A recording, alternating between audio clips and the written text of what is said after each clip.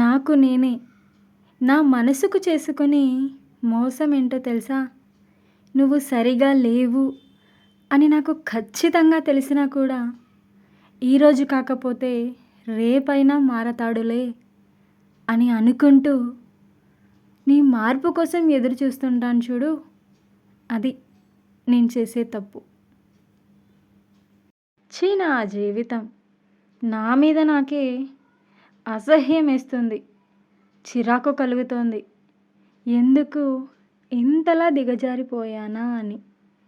నువ్వు ఛీ పొమ్మన్నా నీకే ఎందుకు మెసేజ్ చేస్తున్నానో, నీతోనే మాట్లాడాలి, నీతోనే ఉండాలి అని ఎందుకు అనుకుంటున్నానో నాకే అర్థం కావడం లేదు.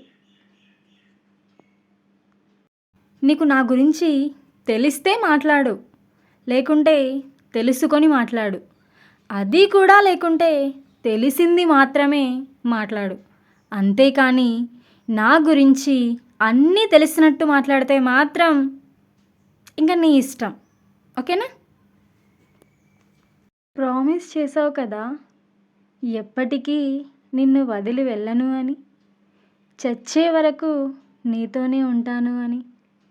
మరి వదిలేసి వెళ్ళే ముందు ఒక్కసారి కూడా అనిపించలేదా నేను వదిలేస్తే ప్రాణాలతో ఉంటుందా అని? జీవితమే శాశ్వతం కానప్పుడు మధ్యలో వచ్చిపోయే నీలాంటి వాళ్ళు నాతో ఎలా శాశ్వతంగా ఉంటారు చెప్పు కదా. ప్రతి అడ్డమైన వాళ్ళు నీతులు చెప్పడమే. ఫస్ట్ వాళ్ళు చక్కగున్నారో లేరో మాత్రం చూసుకోరు. ఎదుటి వాళ్ళకు మాత్రం నీతులు చెప్పడంలో మాత్రం ఎప్పుడూ ఫస్ట్ ఉంటారు కదా. ఉన్నారా ఇలాంటి వాళ్ళు మీ లైఫ్లో? అయితే కామెంట్ చేయండి. ప్రేమలో అపార్థాలు సహజం, కానీ చిన్న చిన్న అపార్థాలకు ప్రేమించిన వాళ్ళను దూరం చేసుకోకండి. ఇప్పుడు అర్థం కాదు, కొద్ది రోజుల తర్వాత వాళ్ళు మీకు దూరం అయ్యాక అప్పుడు తెలుస్తుంది, ఇంత చిన్న అపార్థానికా నేను దూరం చేసుకున్నాను అని. అప్పుడు మీరు పడే బాధ అంతా ఇంత కాదు. నాకు దేవుడిచ్చిన గొప్ప వరం ఏంటో తెలుసా? లోపల చచ్చిపోయేంత బాధ ఉన్నా పైకి మాత్రం నవ్వుతూ నటిస్తూ ఉండమని. నేనేమో ఉన్నది ఉన్నట్టుగా మాట్లాడతాను, అందుకే నేను ఎవ్వరికీ నచ్చను.